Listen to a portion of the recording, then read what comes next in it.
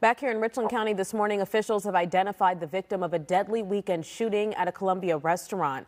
The county coroner identified the victim as 25-year-old Tyson Vogt. Deputies responded early Sunday morning to a shooting near the Jerk Hut on Zimmelcrest Drive, just off of Broad River Road. They say multiple people were shot in this. 2 victims were taken to the hospital, while several others drove themselves to the hospital.